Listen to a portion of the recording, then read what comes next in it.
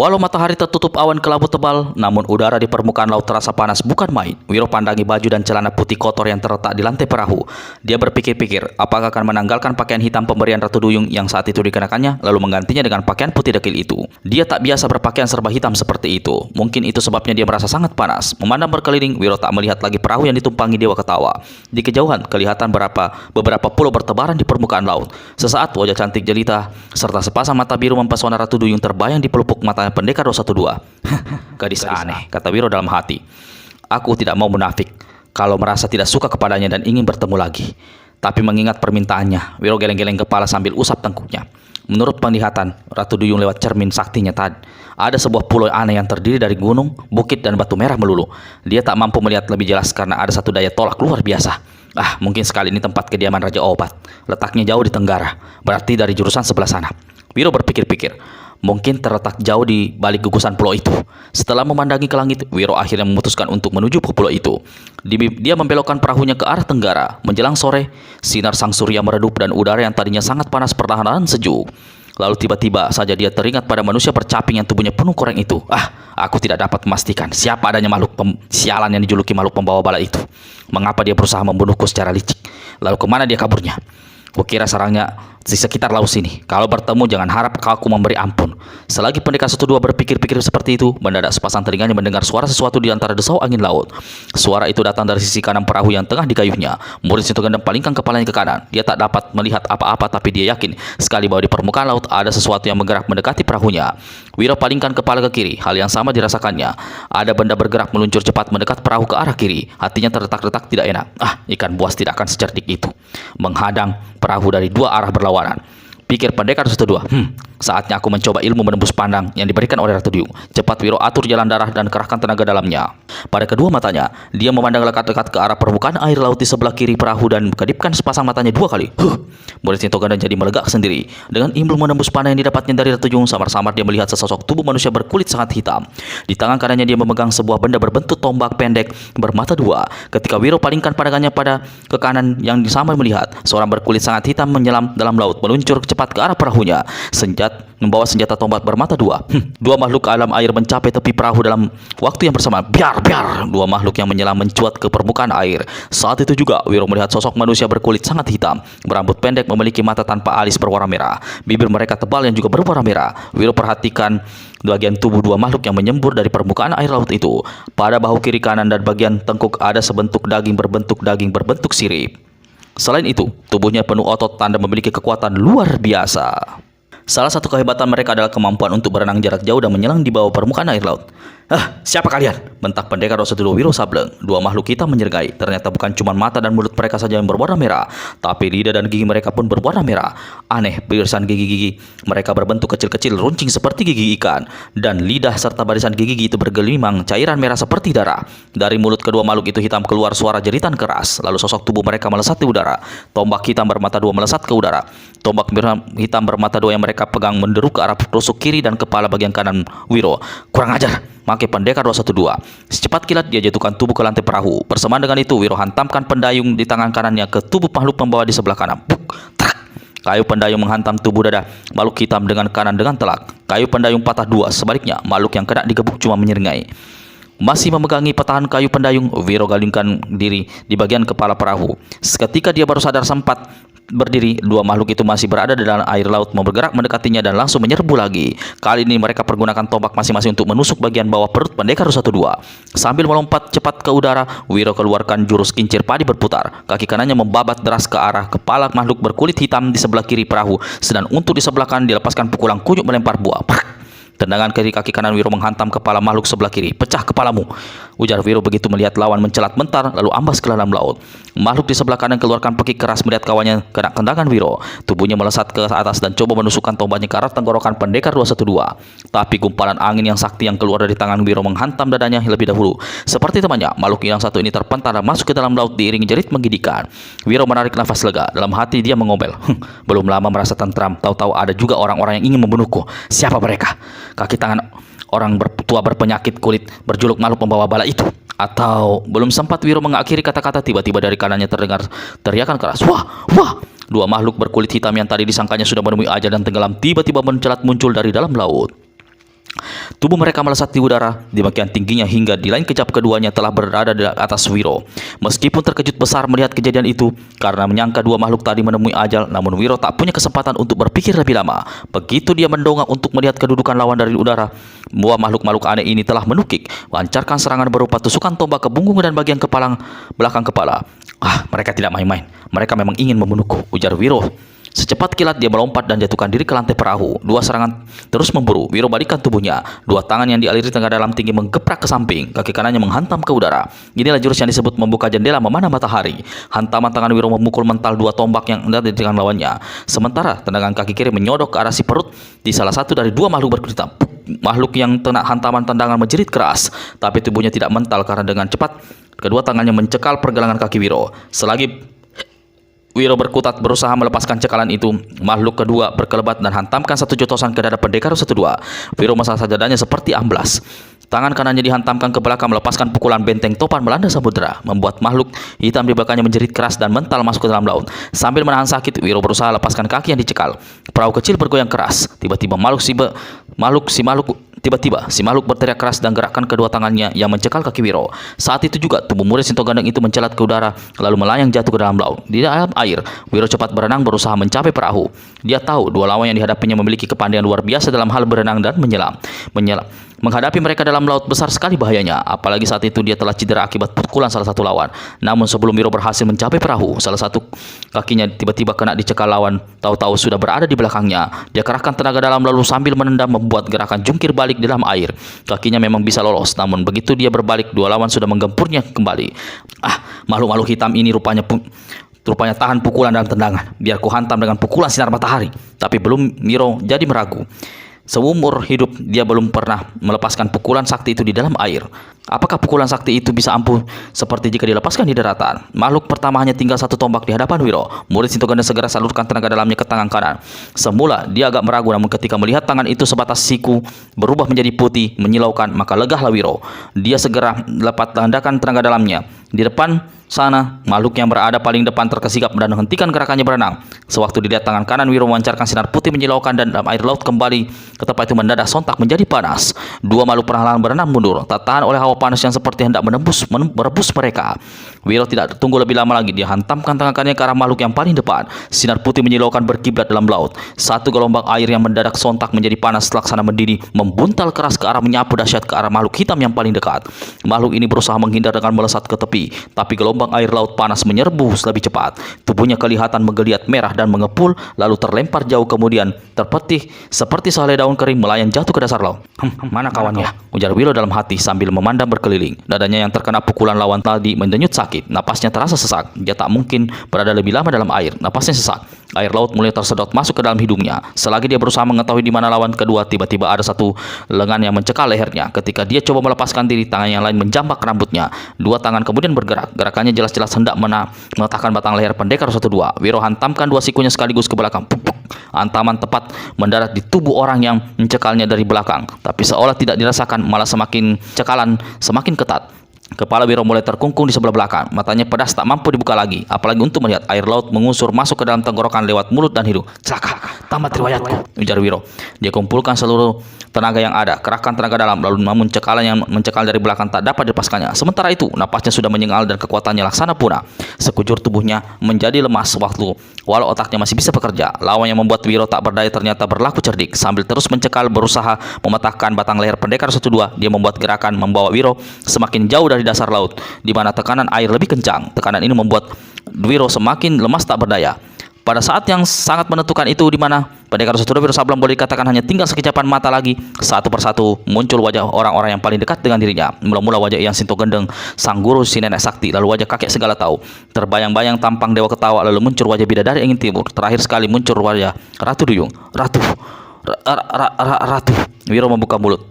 Tolong diriku, tapi ucapannya tak pernah keluar, malah air laut masuk semakin banyak ke dalam mulutnya. Kepalanya semakin tertekuk ke belakang. Mendadak entah bagaimana muncul satu wajah nenek berwarna putih. Hidungnya kecil dan bagian sekitar mulutnya ditumbuhi bulu-bulu halus panjang. Nenek ini menyeringai memperlihatkan gigi-giginya yang kecil serta lidahnya yang merah. Lalu sepasang matanya dari kejauhan membersih sinar menyilaukan yang saat itu membuat Wiro jadi tersentak. "Nenek Neko, nenek muka kucing," ujar Wiro. Lalu terjadilah satu hal yang luar biasa. Mendadak sontak Wiro ingat satu. "Kopo, ilmu matahkan tulang," desisnya. Satu kekuatan seperti muncul dalam diri pendekar 102. Kedua tangannya bergerak memegang jari-jari kedua makhluk hitam yang mencelakainya. Lalu makhluk hitam menggeliat, wajahnya menunjukkan kesakitan setengah mati. Mulutnya terbuka lebar, keduanya matanya membeliak, jari-jari tangannya hancur berpatahan, tulangnya mencuat keluar. Karena tak sanggup menahan sakit, makhluk ini lepaskan cekalan lalu berenang menjauhi Wiro. Mengenai nenek Neko dan ilmu matahkan tulangnya disebut Kopo, silahkan baca serial Wiro Sableng yang berjudul Sepasang Manusia Bonsai. Wiro sendiri yang tak ada niat mengejar cepat naik ke permukaan laut. Dia muncul di atas air dengan menggap-menggap. Ada cairan merah keluar dari mulutnya. Dia memandang berkeliling di kejauhan. Kelihatan perahunya terapung-apung di permukaan ombak. Dengan susah payah Wiro berenang mencapai perahu itu. Perlahan-lahan dia naik ke atas perahu. Rasa sakit pada dadanya belum lenyap. Malah kini napasnya bertambah sesak. Sekujur tubuhnya terasa letih dan tulang-tulang laksana tanggal dari persendian. Ketika dia hendak membaringkan tubuhnya di lantai perahu, tiba-tiba terdengar suara tawa mengekeh di belakangnya. Wiro berpaling dan putar kepalanya, sepasang matanya terpentang lebar ketika melihat siapa adanya orang yang duduk berjuntai di atas sebuah perahu putih yang tiba-tiba saja muncul di tempat itu tanpa diketahuinya. Makhluk pembawa bala, manusia celaka. Wiro berusaha bangkit tapi tubuhnya lama itu terhenyak kembali ke rantai perahu. Dari bagian kaling kain penutup wajahnya kembali terdengar suara tawa mengekeh orang yang bercapin dan sekujur tubuhnya penuh koreng membusuk. Tiba-tiba sosok makhluk pembawa bala yang mengenakan pakaian berbentuk jubah melesat ke udara. Dia menjerat ke atas perahu, sengaja tepat di atas tubuh Wiro. Wiro sendiri saat itu sudah tidak berdaya dan setengah pingsan. Orang yang bercaping tegak dan satu kaki menginjak perut, sedang kaki satunya menginjak dada Wiro. Dia mendongak, lalu dari mulutnya kembali kedengar suara tawa bergerak. "Mojor tak dapat diraih, celaka tak bisa ditolak. Kalau dulu kau masih bisa lolos dari tanganku, saat ini jangan harap bisa lepas. Nyawamu memang sudah ditakdirkan harus amblas di tanganku." Suara tawa orang yang bercaping itu lenyap. Kaki kanannya diangkat lalu dihantamkan ke arah tenggorokan pendekar 102 yang terkapar di lantai dalam keadaan pingsan. Hanya setengah jengkal lagi kaki kanan menyentuh bahu pembawa bala akan menghancurkan leher dan membunuh pendekar 102. Tiba-tiba di laut sekitar perahu melesat 6 sosok tubuh. Bagian atas merupakan tubuh gadis cantik berambut panjang menutupi dada yang putih polos, sedang bagian bawah merupakan ekor ikan besar. Keenam gadis ini bukan lain anak buah Ratu Duyung, penguasa lautan di kawasan itu. "Tahan!" 6 gadis berteriak berbarengan. Gerakan makhluk pembawa bala serta-merta terhenti. Memandang berkeliling, dia melihat siapa yang di sekitar perahu yang tampangnya tertutup kain cadar jadi berubah. Hatinya merasa tidak enak, kalau tidak mau dikatakan gelisah.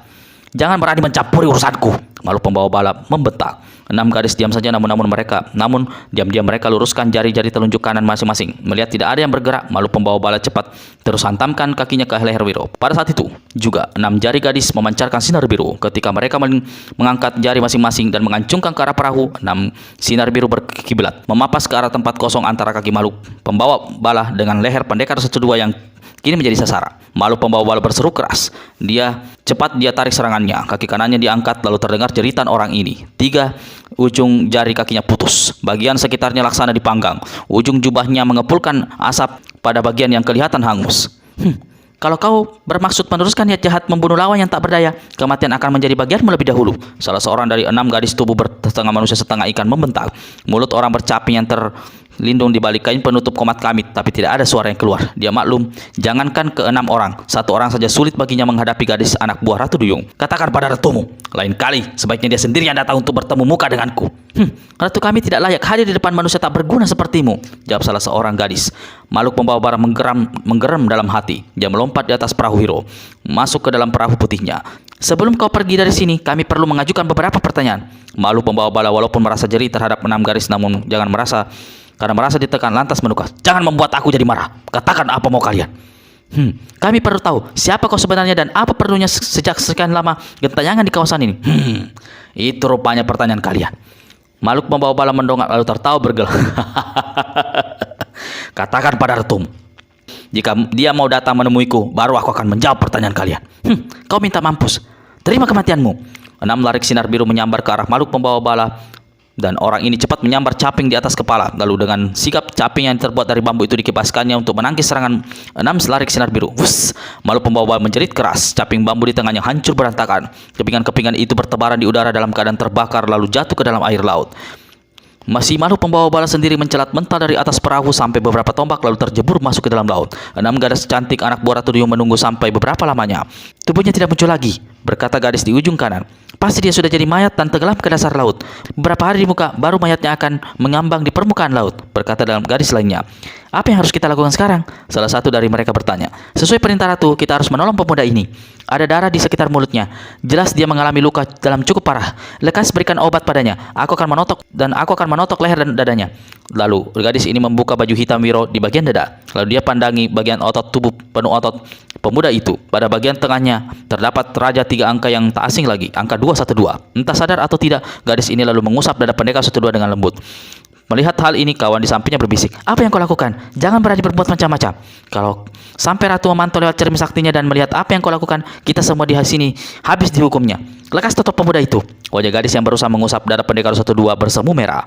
Dia berpaling dan menjawab, "Tak perlu bicara keras. Jangan munafik. Aku tahu kau pun sebenarnya sangat tertarik pada pemuda gagah ini. Sudah, lekas tutup saja tubuhnya. Aku segera akan memasukkan obat ke dalam mulutnya." Gadis pertama segera mengusapkan dua ujung jarinya yang bagian leher pendekar 12. Setelah itu gadis kawannya memasukkan sebutir obat perma biru ke dalam mulut Wiro. Sekali gadis ini pertama mengusap leher Wiro, obat yang ada dalam tubuh murid Sinto Ganda meluncur masuk ke dalam tenggorokan yang terus ke arah perut.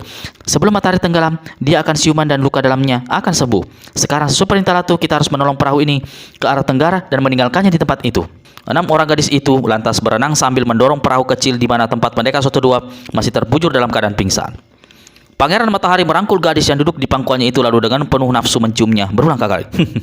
"Kekasihku, sebelum kita bersenang-senang di ruangan dalam, katakan, apa hasil penyelidikanmu?" Si gadis tersenyum. Sepasang lesung pipi muncul di pipinya kiri dan kanan.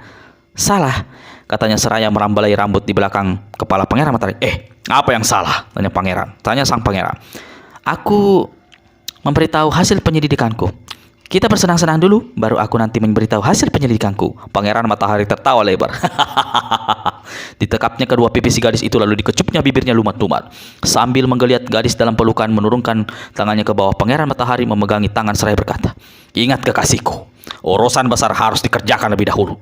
Soal bersenang-senang, jika semua sudah rampung, 1000 hari pun kau suka, aku akan melayani."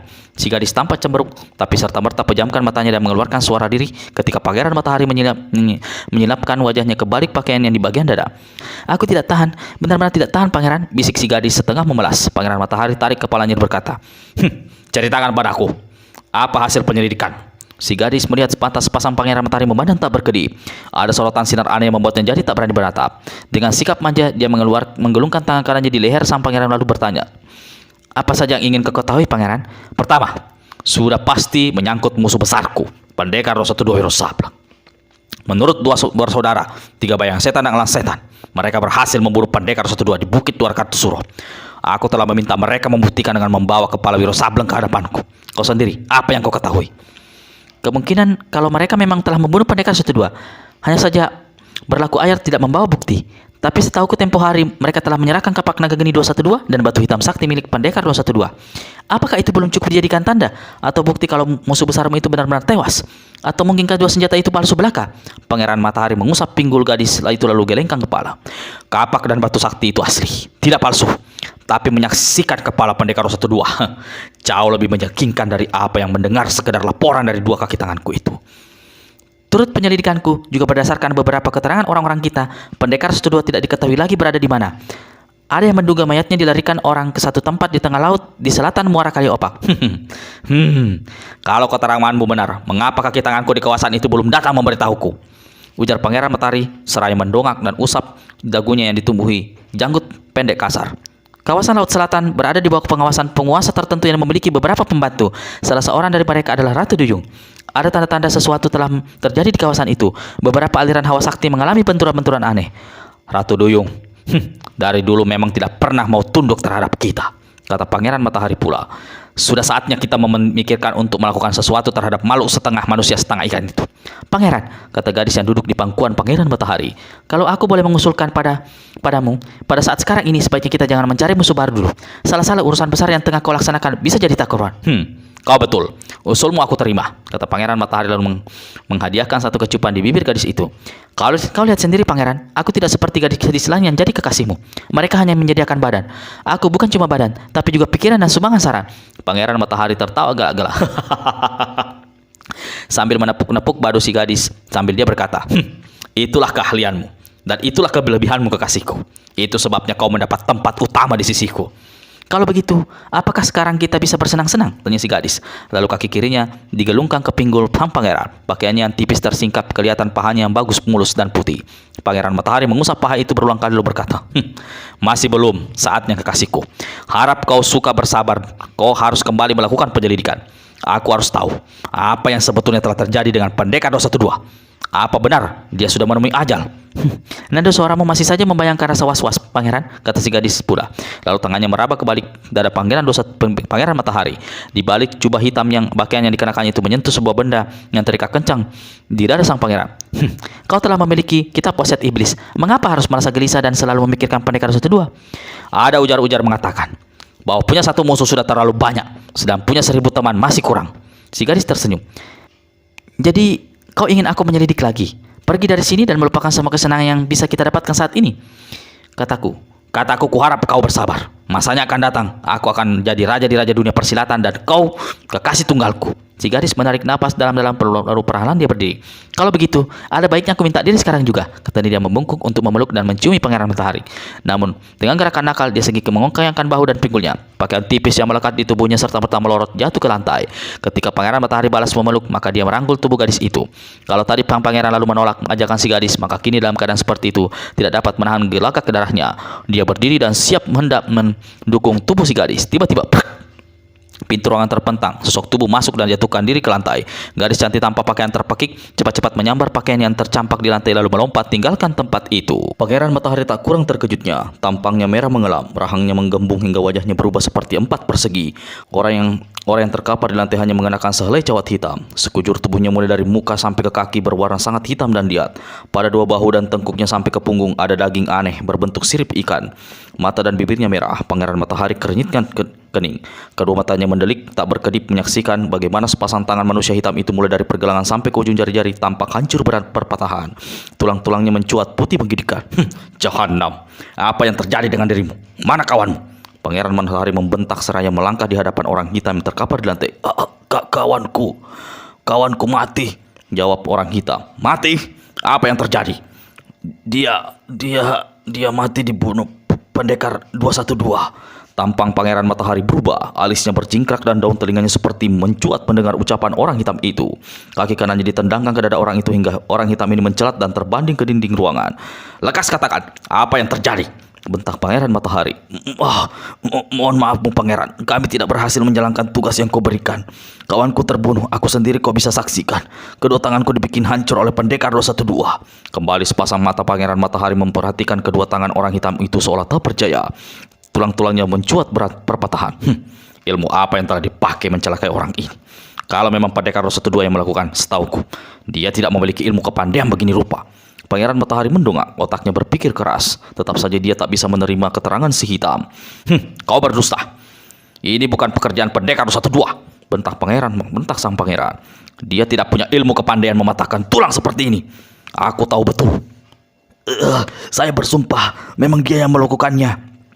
Kami mencegatnya di pantai selatan. Pangeran Matahari terdiam sesaat. Jika kau memang telah berhadapan dengan pendekar 212, aku ingin mencocokkan ciri-ciri jahanam itu dengan apa yang kau saksikan. Bagaimana keadaan rambutnya? Hitam lebat dan gondrong, jawab si hitam. Apa dia mengenakan ikat kepala putih di keningnya? Si hitam menggeleng.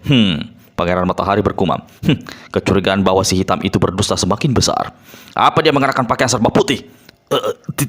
Tidak, Pangeran. Dia mengenakan baju dan celana hitam. Jahanam. Jelas orang itu bukan pendekar 212. Seumur hidupnya dia tidak pernah mengenakan pakaian hitam. Kau berani mendustaiku. Saya bersumpah, saya tidak dusta Pangeran. Manusia keparat. Aku tanya padamu, apa benar kawanmu sudah mampus? Bertanya Pangeran Matahari seraya bungkukkan tubuhnya sedikit. Dia memang telah menemui ajal Pangeran. Saya menyaksikan sendiri, jawab si hitam yang masih terkapar di pantai sambil menduga-duga apa maksud pertanyaan pangeran itu. Karena sebelumnya dia telah menjelaskan mengenai kematian kawannya di hadapan si hitam. Pangeran Matahari menyeringai. Tiba-tiba seringai itu lenyap lalu terdengar suara berucap. Kalau begitu, kau susulah temanmu. Aku tidak butuh manusia jelek dan tolol macammu. Habis berkata begitu, Pangeran Matahari ayunkan tangan kanan. Bersamaan dengan itu dialirkan tenaga dalam dari bagian dada di mana dia menempel kitab wasiat iblis. Pangeran Matahari tahu betul bahwa si hitam memiliki ilmu kebal tersebut tertentu. Dia tidak mau susah, karenanya dia sengaja meminjam kekuatan panas yang ada dalam kitab iblis itu. Prak! Kepala manusia hitam rengkah mengerikan. Tubuhnya terbanting ke lantai tanpa nyawa lagi. Masuk ke ruangan dalam, Pangeran Matahari dapatkan gadis kekasihnya duduk di atas sebuah bantalan tebal dan empuk. Keadaannya masih polos seperti tadi. Pakaian tipisnya dipergunakan menutupi auratnya yang penting, tapi itu pun tidak mampu menutupi seluruh tubuhnya. Aku hampir yakin kalau pendekar 212 memang sudah menemui ajal. Tapi aku merasa perlu menunggu sampai 3 bayangan setan dan elang setan muncul membawa kepala musuh besarku itu. Apakah sampai saat ini kau masih merahasiakan tentang diriku terhadap mereka? Pangeran Matahari mengangguk. Kau tak usah khawatir, Pangeran. Sudah lama sekali aku tidak mendengar mengenai dirinya. Entah berada di mana, jawab si gadis yang duduk di atas bantalan empuk sambil menjulurkan kakinya di balik pakaian tipis. Memandangi tubuh si gadis, pikiran pangeran jadi berubah. Kalau sebelumnya dia tidak berniat untuk bersenang-senang, kini setelah membunuh lelaki hitam tadi, rangsangan dalam dirinya tiba-tiba menggeledak. Dia melangkah ke hadapan si gadis. Perlahan pakaian tipis yang menutupi tubuh si gadis itu ditariknya. Sinar sang surya yang siap tenggelam membuat air laut kemerahan. 6 gadis anak buah Ratu Ruyung yang mendorong perahu berhenti berenang. Gadis yang bertindak sebagai pimpinan berkata, "Kita mengantarkannya sampai di sini. Di kejauhan ada sebuah pulau, ombakan mendorong perahu dan membawa pemuda ini ke sana. Kita harus segera kembali. Ingat pesan Ratu, kita tidak boleh berada terlalu dekat dengan pulau-pulau yang banyak bertebaran di sekitar kawasan ini." 5 gadis lainnya tidak menjawab. Dalam hati sebenarnya mereka ingin mengantarkan pendekar 112. 5 gadis lainnya tidak menjawab. Dalam hati sebenarnya mereka ingin mengantar perahu berisi pendekar 112 itu sampai ke daratan, menunggu sampai dia siuman dari pingsan. Namun kelimanya tak berani membantah. "Mudah-mudahan dia cepat sadar dan selamat. Mari kita kembali." "Tunggu dulu," salah seorang dari 5 gadis tiba-tiba berkata. "Ada apa? Aku mendengar seperti ada orang menyanyi di kejauhan." 4 gadis lainnya picingkan mata dan pasang telinga. Lalu hampir berbarengan mereka menyaksikan gadis yang bertindak sebagai pimpinan sebenarnya juga sudah mendengar apa yang didengarkan oleh temannya. Namun dia cepat berkata, "Suara desau angin laut dan alunan gelombang bisa saja menipu pendengaran kita. Kalaupun memang yang kalian dengar adalah suara orang menyanyi, maka itu adalah satu keanehan. Siapa pula yang bernyanyi di tengah lautan begini rupa? Dan ingat pesan pelajaran dari Ratu, di balik setiap keanehan mungkin tersembunyi satu bahaya. Jadi kalian tak perlu banyak bicara lagi. Ikut aku meninggalkan tempat ini." 6 gadis cantik yang tubuh antar polos sedang sebatas pinggang ke bawah berbentuk ekor ikan besar itu melepaskan tangan masing-masing ke perahu itu dan berbalik. Saat kemudian karenanya keenamnya lenyap masuk ke dalam laut. Perahu tanpa kemudi tanpa dikai itu meluncur perlahan dibawa oleh arunan ombak menuju ke tenggara, di mana di kejauhan kelihatan sebuah pulau berbentuk aneh. Di sini sana sama sekali tidak kelihatan pepohonan, yang tampaknya kawasan bebatuan. Di bawah sinar matahari yang tenggelam dan udara yang mulai menggelap, pulau itu kelihatan angker. Keangkeran itu bisa membuat siapa saja jadi merinding, karena dari pertengahan pulau yang gelap di mana terdapat gunung dan berbukitan batu merah, tiba-tiba sayup-sayup sampai terdengar suara orang menyanyi. "Laut selatan tak pernah tenang, gelombang selalu datang menantang. Ribuan pagi, ribuan petang, tubuh lapuk ini menunggu kedatangan. Yang menunggu tua renta malang, yang ditunggu budak malang. Apakah saat ini petunjuk yang kuasa turun menjelang? Mungkinkah ini akhir penantian dan permulaan dari suatu harapan? Hanya kepada yang kuasa tertambat seluruh harapan. Tubuh tua ini bisa bebas menempuh jalan abadi menghadap Sang Pencipta." Orang yang menyanyi itu duduk bersila di atas salah satu puncak batu berwarna merah. Tubuhnya tampak bungkuk dimakan usia. Rambut kumis dan janggutnya yang putih panjang melambai-lambai tertiup angin laut. Meskipun tempat itu cukup gelap, namun masih bisa terlihat keanehan pada muka orang tua ini. Wajahnya sebelah kanan, yaitu mulai dari pertengahan kening, hidung, mulut, dan dagu berwarna biru. Di dalam mulutnya senantiasa ada segumpalan sirih campur tembakau yang selalu dikunyah tidak henti. Bahkan ketika menyanyi tadi, sirih itu masih tetap berada dalam mulutnya. Namun anehnya, suaranya bebas lepas seolah-olah mulutnya kosong tak berisi apa-apa. Di hadapan orang tua berjubah putih ini di atas batu terletak benda aneh, entah batu entah logam. Benda ini mengeluarkan sinar angker merah kebiruan seperti nyala sumber api yang sangat panas. Namun anehnya, yang terpancar dari benda itu bukan hawa panas, melainkan satu kesejukan. Makin lama kesejukan itu makin menjadi malas. Kini hawa di tempat itu terasa sangat dingin. Si orang tua bermuka biru sampai-sampai tertahan menahan gigil kedinginan. Saatnya sudah tiba, kata orang tua bermuka belang dalam hati. Seluruh kekuatan luar dalam dikumpulkannya agar tubuhnya tidak ambruk oleh hawa dingin yang menggempur dari benda bercahaya di hadapannya. Dalam keadaan sekujur tubuh menggigil, orang tua ini angkat tangan kanan. Lengan sampai ke ujung jarinya yang keriput kelihatan bergetar kaku. "Batu sakti, batu pembawa petunjuk," si orang berucap dengan suara bergetar. "Terbanglah tinggi, membungkung ke angkasa. Melayanglah turun menukik ke bumi. Cari dan dapatkan anak manusia penerima 8 sabda dewa. Di dalam dirimu ada petunjuk. Di dalam dirinya ada kekuatan untuk menangkal malapetaka. Ingat, hanya ada satu kekuatan dan satu kekuasaan di 8 penjuru angin. Gusti Allah, Tempat semua kekuatan itu berpulang menjadi satu. Batu sakti pembawa petunjuk. Terbanglah tinggi membumbung angkasa. Melayanglah turun menukik bumi. Cari dan dapatkan anak manusia penerima 8 sabta dewa. Getaran tangan kanan si orang tua semakin keras. Benda di atas tangan di hadapannya bersinar hebat menyilaukan. Didahului dengan teriakan dahsyat, orang tua ini pukulkan tangannya ke udara. Piar! Benda di atas batu bersinar. Tempat itu laksana diterangi sinar kilat. Lalu terjadi suatu hal yang ajaib. Benda terang di atas batu melesat ke udara mengeluarkan ekor panjang cahaya terang di udara. Benda ini berputar 7 kali berturut-turut. Lalu dengan kecepatan yang sulit diawasi mata seperti bintang jatuh, benda bercahaya itu melayang turun ke bumi. Tapi tidak kembali ke tempat asalnya semula di atas batu di hadapan si orang tua, melainkan ke satu tempat di mana terdapat sebuah batu miring, diapit oleh gugusan batu-batu karang runcing. Kita kembali dulu pada saat tak lama setelah 6 gadis cantik anak buah Ratu Duyung melepas perahu kecil di mana pendekar Ratu II terbaring dalam keadaan pingsan. Perahu kecil dipermainkan ombak, meluncur perlahan ke arah pantai. Pulau yang tertutup batu-batu besar berwarna merah sedang di sebelah depan pulau itu dikurung oleh deretan batu-batu karang runcing laksana memagari. Satu gelombang besar tiba-tiba muncul di tengah laut, menghantam ke arah pulau dalam bentuk ombak yang bukan olah-olah dahsyatnya. Perahu kecil di mana murid Sinto Gandem berada dalam keadaan pingsan mencelat ke udara sampai setinggi 5 tombak, hancur berkeping-keping. Tubuh Wiro tampak berputar seperti kitiran, lalu melayang jatuh melewati 2 puncak batu runcing batu karang, kemudian terhempas ke atas sebuah batu miring. Kening membentur bagian batu yang menonjol. Terjadi suatu hal yang aneh. Pada saat tubuhnya mencelat di atas laut dan jatuh ke atas, Wiro masih berada dalam keadaan pingsan. Tapi begitu keningnya membentur tonjolan batu yang menimbulkan luka serta kucuran darah, Pendekar Ratu II mendadak siuman dan sempat bangkit sambil 2 tangannya bersih tekan ke batu.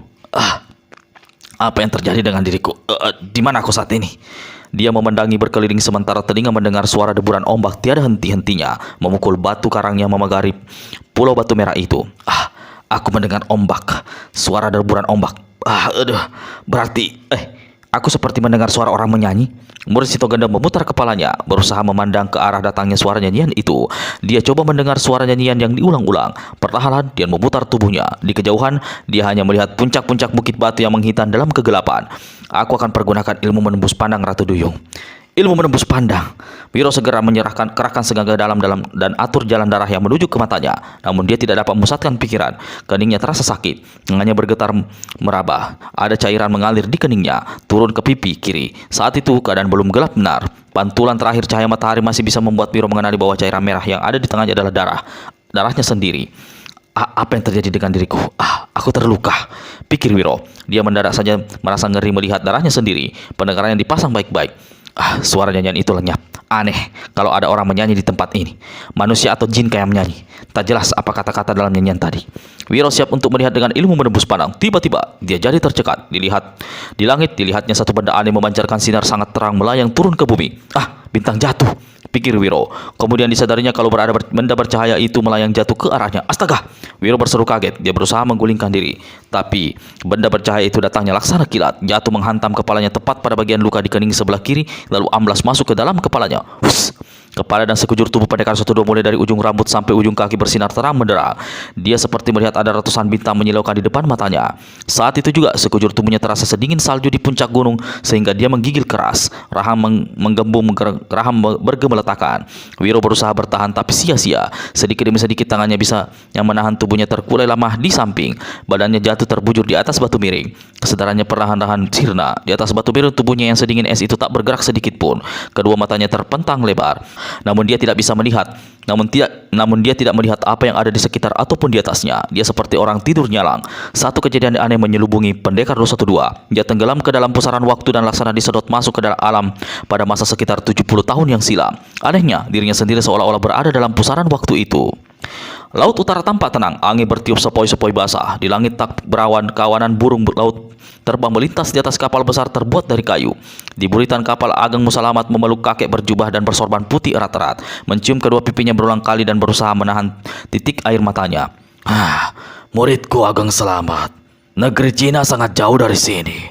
Perjalanan menempuh laut bukan satu hal yang mudah. Kau telah memutuskan untuk menerima undangan raja di sana. Ini satu kehormatan sangat besar bagi kita semua muridku, terutama bagi dirimu. Berarti kau punya tanggung jawab sendiri terhadap dirimu. Lebih dari itu, kau membawa serta 40 orang yang sebagian besar adalah murid-muridmu yang merupakan juga murid-muridku. Keselamatan mereka menjadi tanggung jawabmu. Wali Astanapura yang saya sebut dengan hormat sebagai Eyang Ismoyo Jelantik, guru saya tercinta. Perjalanan besar ini memang bukan tanpa bahaya. Namun dengan bekal ilmu pengetahuan serta kesaktian yang Eyang berikan, serta lindungan dan bimbingan dari Tuhan Yang Maha Kuasa, saya dan semua saudara-saudara yang 40 akan selamat sampai ke tujuan. Lalu selamat pula kembali pulang ke tanah Jawa ini. Kakek berjubah dan bersorban putih anggukan kepala.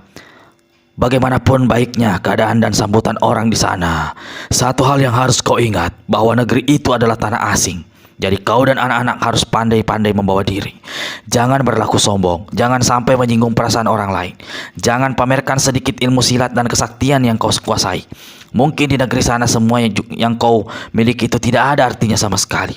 Ingat peribahasa yang mengatakan, mulut kamu, harimau kamu. Dia menang, di mana kaki berpijak, di situ langit dijunjung. Pesankan pada anak-anak agar jangan lupa sembahyang 5 waktu. Itu tiang agama yang harus ditegakkan dimanapun kita berada. Terima kasih Eyang, saya akan selalu ingat baik-baik semua pesan Eyang. Selamat jalan muridku, doaku berselamam. Selamat tinggal Eyang, doakan kami agar kami bisa kembali cepat ke tanah Jawa ini. Wali Astanapura yang dipanggil oleh muridnya itu dengan sebutan Eyang Ismoyo Jelantik anggukan kepala. Kau harus kembali ke sini, tetap sebagai orang yang disebut secara lengkap Kanjeng Sri Ageng Musalamat. Saya mendengar dan saya berjanji Eyang, jawab Ageng Musalamat Eyang Ismoro berpaling pada seorang pemuda yang tegak di belakangnya sambil memegang sebuah kotak kayu jati berhias ukiran Jepara. Pemuda ini segera menyerahkan peti yang dipegangnya kepada Eyang Ismoyo. Ageng Musalamat, kata Eyang Ismoyo segera membuka penutup kotak kayu. Kotak ini berisi sebuah senjata sakti mandraguna berupa keris. Baik mata keris, hulu maupun sarungnya terbuat dari emas yang ditempa sedemikian rupa hingga kekuatannya lebih atos daripada baja. Keris ini dibuat oleh seorang empu sakti di Bali yang masih merupakan kakekku. Ketika dibuat senjata ini tidak bernama, ayahku kemudian memberinya nama itu keris Kiai Seberang Tujuh Langit. Aku menitipkan keris sakti ini padamu untuk diserahkan pada raja di negeri Cina sebagai tanda persahabatan yang tulus. Eyang Ismoyo membuka penutup peti. Satu cahaya kuning membersit keluar dari kotak, mengenai wajah Ageng Musalamat hingga lelaki berusia 40 tahun ini mengerit kesilauan. Meskipun silau, namun Ageng Musalamat masih sempat melihat sosok keris emas Kiai Seberang Tujuh Langit yang ada dalam kotak kayu. Si orang tua menutup kotak kayu kembali lalu menyerahkannya pada muridnya seraya berkata, simpan saja mustika ini di tempat yang baik. Kau tidak perlu terlalu mengawasinya. Tak ada seorang pun yang akan sanggup mencurinya. Maksud Eyang, ada satu kekuatan yang melindunginya? Tanya Musalamat.